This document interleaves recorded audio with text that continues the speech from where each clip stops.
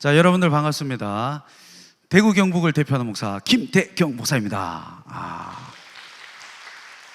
박수를 치려면 치고 말라면 치고요. 그냥 치세요. 요게 교만이에요. 이게 허영이에요.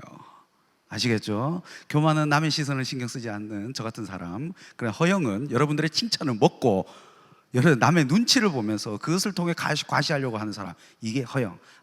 제가 이번 특사를 통해서 엄청난 은혜를 받았습니다. 이 교만, 이건 내 이야기구나. 시기, 질투, 이거 분노, 나태, 이거 어떡하지? 탐욕, 이거 뭐 탐식, 이거 어떡하지? 이러면서 정욕, 허영, 허영, 이건 내 이야기네? 막 이러면서 내가 엄청난 은혜와 회개를 하는 시간이었습니다. 자, 그런데 여러분들 잘 생각해 보세요. 이 8가지 죄악의 공통점이 보입니까? 8가지 죄악이 뭔가 특정한 것을 가리키고 있어요. 그게 뭐냐? 인간 관계의 파괴예요. 인간 관계의 파괴. 제가 죄의 극복, 현실 극복 이렇게 말했죠. 오늘은 현실 극복을 다룰 건데요. 이 현실 극복이 왜 나오느냐? 이게 다 여러분들의 관계성과 관련되어 있다는 거예요. 교만한 사람 누가 좋아합니까? 아무도 안 좋아하죠. 시기, 질투, 이거는 관계를 파괴시켜요. 파괴시키니까 이건 너무 분노, 뭐 일하다가 혹은 뭐 하다가 분에 가득 차 있다가 참고 하다가 어느 순간에 팍 터져요. 그런 사람과 가까이 있고 싶은 사람이 어디 있습니까? 나태한 사람들 약속을 안 지켜요. 계속 미루고 하다가 이렇게 해요. 탐욕, 다른 사람들의 것을 막 이렇게 잡아가는 거. 이런 사람과 어떻게 관계를 맺겠습니까? 탐식, 먹는 것을 탐하는 자, 먹는 것을 통해서 내 살이 막 찌고 뭐 여러 가지를 통해서 나 자신의 자아 존중감이 딱 낮아지고 열등감이 사람들에게 표출이 딱 되는 거예요. 그리고 정욕, 상대를 정욕의 대상으로 딱 보는 거 얼마나 위험한지 모릅니다.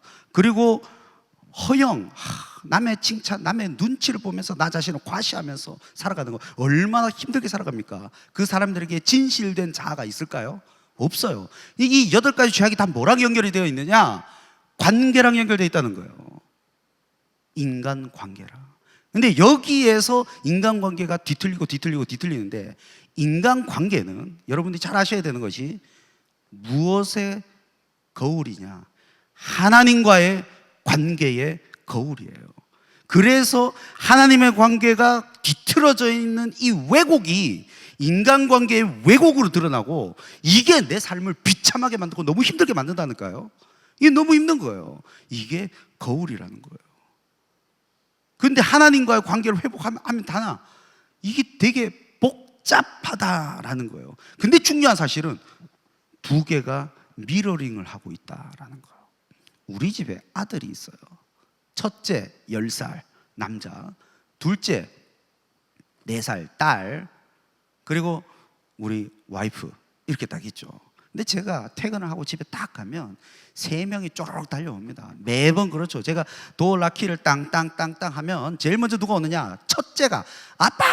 그러면서 엄청난 스피드로 달려 나옵니다. 그러면 첫째가 먼저 저에게 뽀뽀를 합니다. 10살이니까 살짝이 징그럽긴 합니다. 그러나 우리 아들이니까, 내 아들이 엄청 신경 쓰거든요. 뽀뽀 3번을 해요. 1등으로 왔으니까. 그럼 둘째가 뒤에 서 있거든요. 그럼 둘째가 하고 있어요. 그럼 둘째는 뽀뽀 2번, 그 와이프는 그 뒤에 서 있어요. 1번.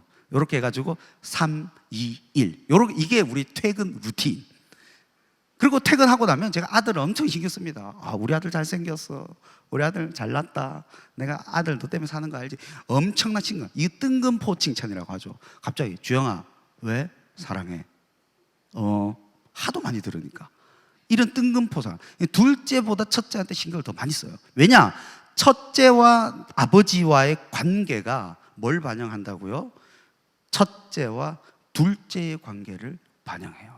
그래서 우리 첫째가 둘째를 질투 없이 잘해줘요. 엄청 잘 데리고 놉니다. 그래서 제가 신경을 많이 쓰는 거예요. 그래서 첫째한테 항상 신경을 써주고, 첫째가 놀고 있으면 잘 물끄러미 지켜보고 있어요.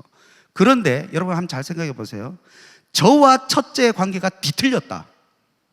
그리고 첫째와 엄마의 관계가 뒤틀렸고 막 학대가 일어난다. 이 관계의 반응이 어디로 이어질까요? 둘째와의 관계로 이어지는 거예요. 첫째가 둘째를 학대하기 시작하는 거예요. 이렇게 되는 거예요. 거울이니까.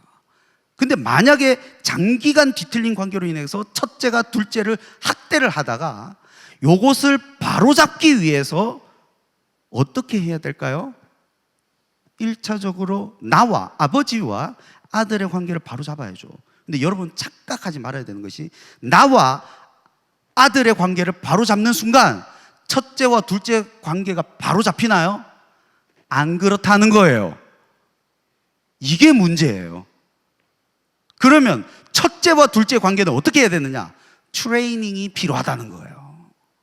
다시 훈육시켜줘야 되고, 다시 가르쳐줘야 되고, 다시 올바른 방향으로 나아갈 수 있게 훈련을 시켜줘야 돼요.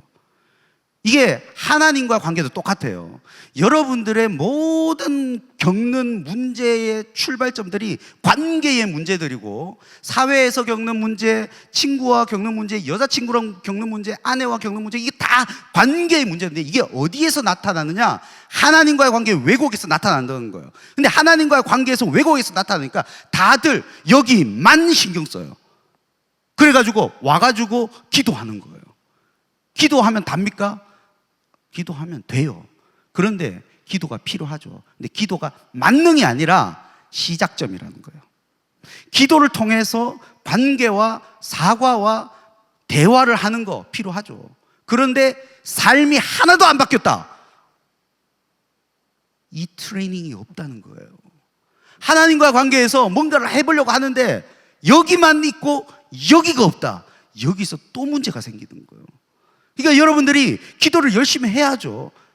자, 남자가 여자를 때려, 이런 사람들은 절대 사귀면 안 돼요. 결혼하고도 때립니다. 절대 여러분 연애 관계에서 남자가 여자를 때리거나 이건 절대 끊어버려야 돼요.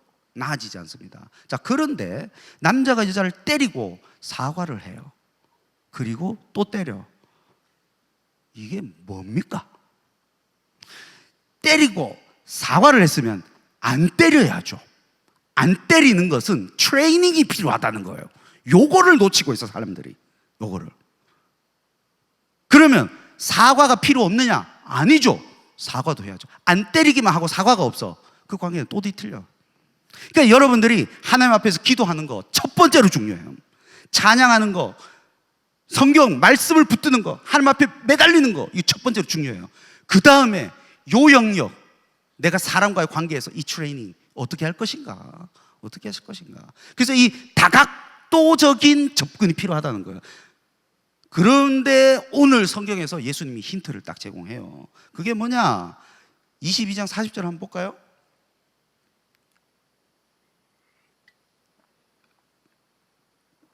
저기 뭐라고 되어 있습니까? 유혹에 빠지지 않게, 그리고 시험에 들지 않게, 저렇게 돼 있어요. 저기는 같은 말이에요. May Aseldain Ace Peiras Mon이라는 똑같은 프레이즈가 두 번 딱 들어가 있습니다. 근데 하나는 유혹, 하나는 시험, Peiras Mon을 유혹과 시험으로 번역을 했어요. 자, 이게 첫 번째로 뭘 가리키느냐? 우리가 이때까지 배워왔던, 그리고 들어왔던 8가지 죄악이 강력한 교만과 위압적인 형태로 여러분들에게 온다는 게 아니에요. 달콤한 유혹으로 온다는 거예요. 이게 죄의 속성이에요. 여러분의 내면의 목소리로 딱 온다는 거예요. 그래서 어려운 거예요. 하루만 쉬지 뭐, 좀 나태해도 돼. 있는 그대로 살아. 에이, 그 뭐 좀 정욕적으로 상대를 그 원래 다 그래. 허영 그 뭐 사치 뭐 허영 그럴 수도 있지라는 이 내면의 목소리가 2차적으로 딱 들려온다는 거예요. 이게 너무 무서운 거예요. 근데 예수님이 뭘 제시하느냐? 뒤에 다음 구절에 보면 똑같은 구절이에요. 유혹에 빠지지 않게 기도하라. 시험에 빠지지 않게 기도하라. 자, 저기는 기도의 문맥이에요. 예수님이 제자들에게 하신 말씀인데 기도 그리고 예수님이 또 기도하신 저 기도의 문맥에서 기도하라고 했지만 대원리적 측면에서 보면 시험이 달콤함으로 다가올 때 제일 중요한 것은 경건의 활동이에요. 경건의 활동이 들어가야 돼요. 경건의 활동이 없으면 안 된다는 거예요. 그런데 문제가 뭐냐? 이게 잘 안 되잖아요. 더 큰 대원리를 예수님께서 뭐라고 하느냐? 39절에 오늘 9절에 첫 번째 제시를 합니다. 뭐라고 하느냐? 다 같이 읽어볼게요. 시작. 예수께서 나가사 습관을 따라 감람산에 가심에 제자들도 따라갔더니 뭘 따라요? 습관을 따라 카타토 에토스라고 해요. 습관을 따라. 요 에토스라는 단어는 복음서에서 4번밖에 쓰이지 않고 예수님에게는 반복적인 활동에 쓰이는데 습관을 따라 어디로 갔다고요? 감람산에 갔대요. 습관. 감람산. 감람산은 뭐지? 여기 지역이 어디냐? 지금 예루살렘이에요. 그리고 감람산은 3km 떨어진대요. 제가 또 요르단에 비전 트립을 갔다 왔지 않습니까? 이 요르단 모르죠? 비전 트립 중에 최고는 요르단이더라. 가본 사람만 아는. 있나? 요르단에 딱 갔더니 그 선교사님이 국경을 넘어가지고 이스라엘까지 간 거예요. 이스라엘까지 가가지고 딱 봤더니 그 예루살렘까지 갔어. 이 완전 성지순례지. 난 요르단 이 오른쪽에 모압과 암몬 지역에서 이스라엘 지역까지 다 갔다 온 거예요. 제가 쿰란 동굴까지. 그래서 제가 쿰란 문서로 석사 논문을 썼거든요. 그러니까 막 나는 너무 좋은 거예요.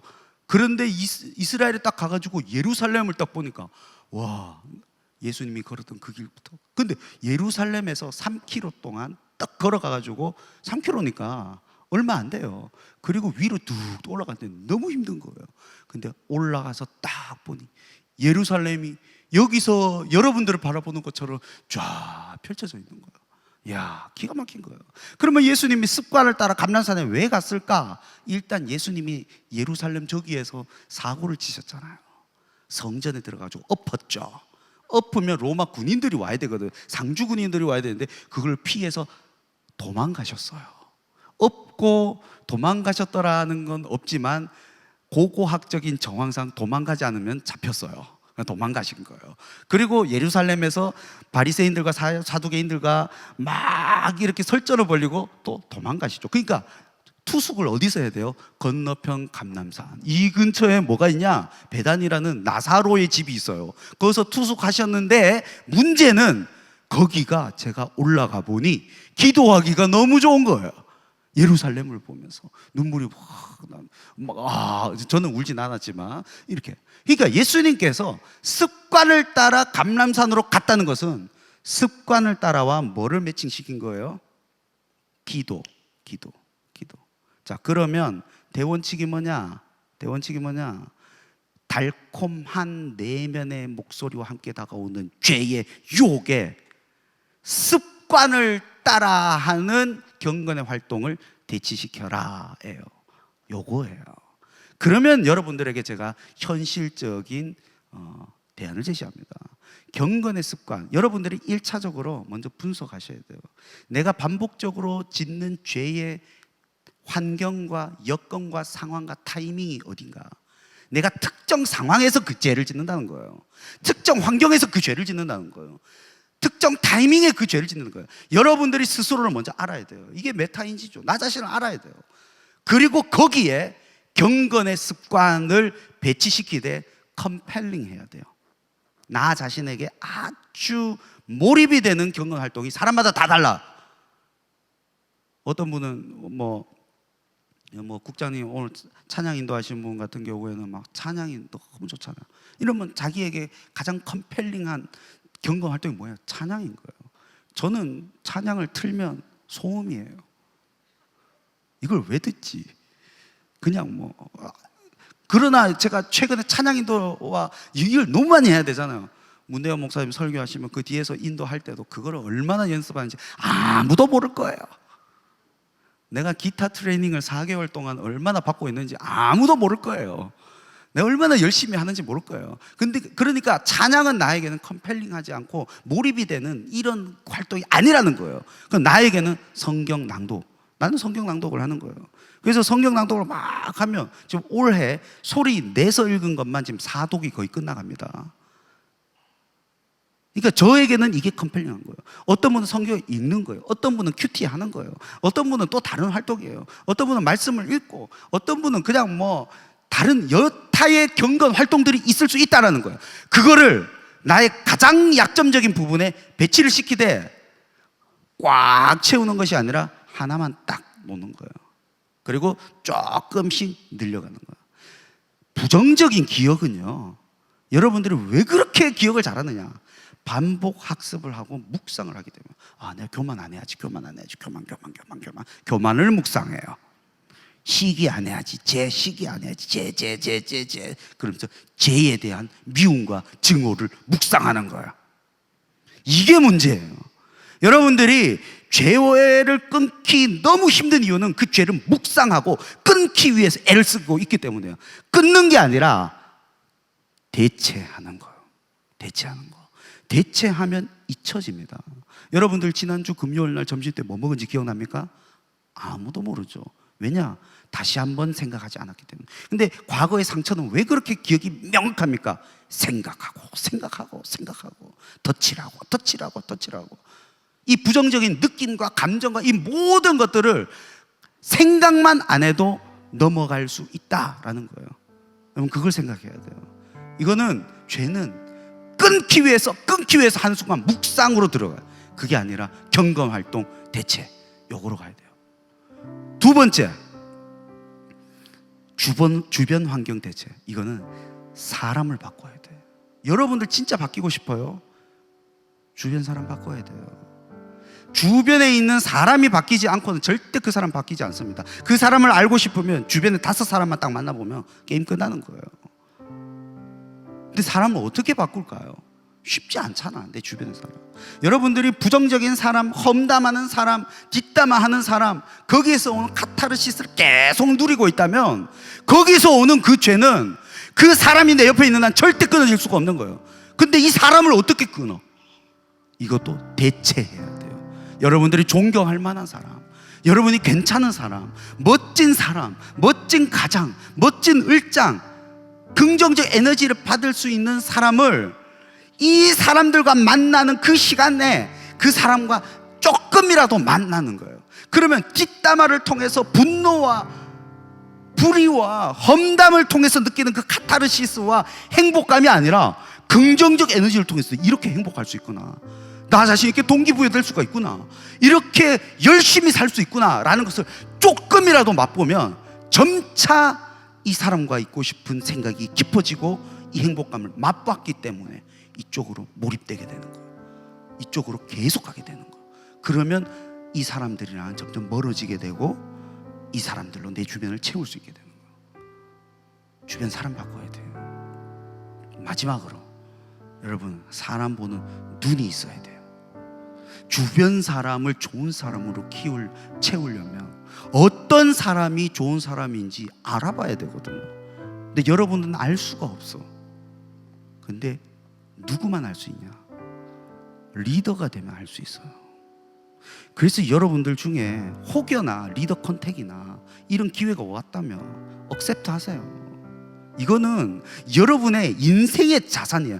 리더, 을장, 가장 이런 것들이 여기서 번아웃되고 소진되고 그게 아니에요. 해본 사람들, 그것도 제대로 해본 사람들 알아요. 사람 보는 눈이 생기고 나 자신이 빛날 기회가 생겨요. 그러면서 주변에 좋은 사람들로 채워지고, 절대 사랑방 방원 그리고 멀끔하게 생긴 걸로는 알 수가 없어요. 같이 일을 해봐야 이분이 어떤 변수적 상황에서도 묵묵하게 뭔가를 할 수 있는구나, 이 사람이 진국이구나, 그걸 같이 일을 해보기 전에 절대 모른다니까. 그러니까 여러분들이 나중에 리더라는 그런 기회가 왔을 때, 버거울 때 억셉트 하세요. 모든 기회는 버거움과 함께 와요. 버거운 상황에서 억셉트 못하는 사람은 인생의 모든 기회를 날려버리게 될 겁니다. 기회도 준비된 자에게 오는 겁니다. 여러분도 억셉트 하셔야 돼요. 그래서 꾸준히 한결같이 일하는 사람들이 그제서야 눈에 보이는 거예요. 리더가 돼야 사랑바원 중에 누가 괜찮은지 알 수 있고요. 을장이 되면 모든 리더를 보면서 정말 괜찮은 사람, 나에게 든든한 사람, 힘이 되는 사람이 구분이 가면서 보는 눈이 딱 생긴다니까요. 교역자가 되면 몇 마디 안 나눠봐도 다 알게 돼요. 난 여러분들에게 교역자 되라고는 하지 않아요. 그러나 리더는 한번 해볼 필요가 있어요. 사람 보는 눈이 키워질 수 있어요. 제가 총신대 신학과 학부생일 때 편입해가지고 들어갔죠. 아버지 교회에서 열심히 전도사 사역을 했습니다. 근데 사실은 그 교회에서 쫓겨났어요. 저도, 아버지도 그 교회에서 쫓겨났어요. 그 상황에서 제가 3개월간 사역지가 이제 없죠. 그때 제가 어디를 갔느냐, 삼일교회, 그때 서울에 있었거든요. 삼일교회 갔어요. 청년부가 유명하다 해가지고 한번 궁금해서 갔어요. 근데 제가 신학생이잖아요. 전도사로 사역했잖아요. 근데 제가 사랑방에 들어갔어요. 꾸준히 참석하는 거예요. 꾸준히 참석하는 거예요. 그 리더의 실력 유무와 상관없이 꾸준히 참석하고 대답 잘하고 큐티하고 모임하면 제가 대답하고 리더를 세워주고, 훌륭하십니다, 훌륭하십니다, 훌륭하십니다. 그 리더가 뭐라는지 아세요? 팀 개편이 있는데 날 데리고 가고 싶대요. 그리고 또 하나, 제가 그때 지금 아내 여자친구 있다는 걸 알고 있었거든요. 그 여자 리더께서 저보고 뭐라고 했냐, 대경 형제는 여자친구만 없으면 내가 프로포즈 하고 싶다고. 이 외모에 비웃은 자들 화 있을진저, 슬피 울면 이를 갈미 있을지어다. 여러분, 사랑 방언도요, 꾸준하게 일관성이 있으면 그땐 지금보다 더 얼그러졌고 장난이었거든요. 그리고 옷도 단벌, 지금도 양복 하나밖에 없지만 그때는 막 일반 옷, 제가 교회 출근할 때도 양복 입고 다니거든요. 월요일에 출근해도 양복 입거든요. 이유가 뭔지 아세요? 다른 옷이 없어.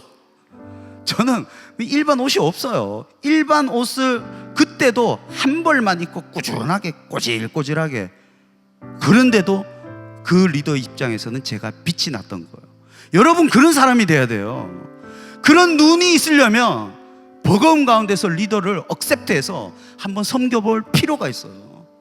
그래야 내 주변을 좋은 사람으로 채울 수 있고, 좋은 사람을 알아볼 수 있는 눈이 생기고, 그런 사람 한두 명만 만나도 나 자신이 바뀌어요. 그게 제일 강력해요. 여러분 생각하세요. 죄는 끊는 거 끊어야죠. 결과적으로는 끊게 되죠. 끊으려고가 아니라 가장 강력한 경건의 습관과 좋은 습관으로 대치시키는 거예요. 이게 가장 강력해요. 더 강력한 것은 좋은 사람으로 내 주변을 대치시키는 거예요. 이거는 상상을 초월합니다. 삶이 완전히 바뀌어버려요. 여러분들, 가장님들, 일장님들 보면서 교제하세요. 주변에 돌아보세요.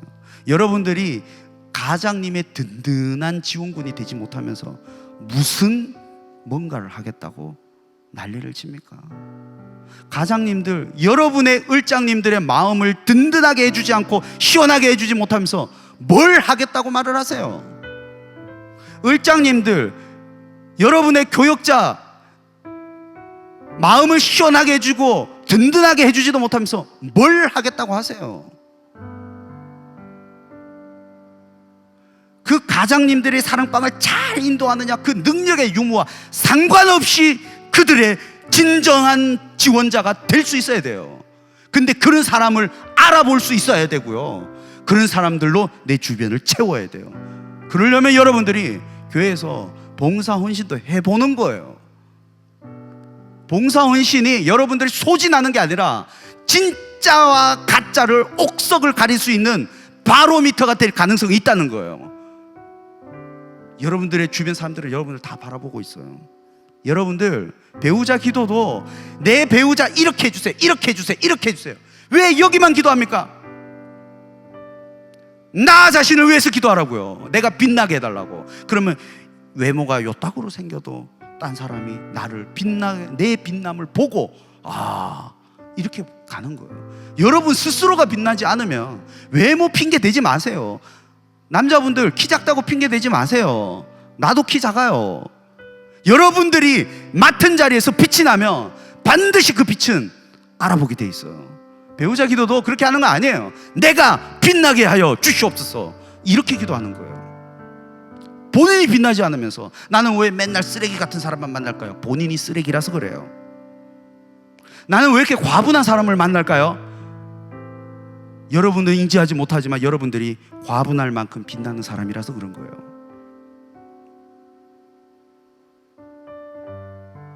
자, 우리 이 시간 한번 기도합시다. 기도할 때 하나님, 죄의 문제를, 나의 가장 약한 그 하나를 습관적인 경건 활동으로 대치시키를 원합니다. 내가 요 하나만이라도 변하게 해주세요. 요 하나만이라도 변해서 내 인생이 빛나게 해주세요. 내가 주변 사람을 바꾸길 원합니다.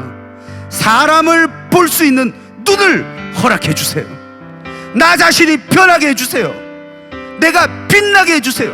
죄의 문제를 해결해서 내 인생에서 빛나는 인간이 되게 하여 주시옵소서. 우리 시간 주여 한번 외치고 기도하도록 하겠습니다. 주여!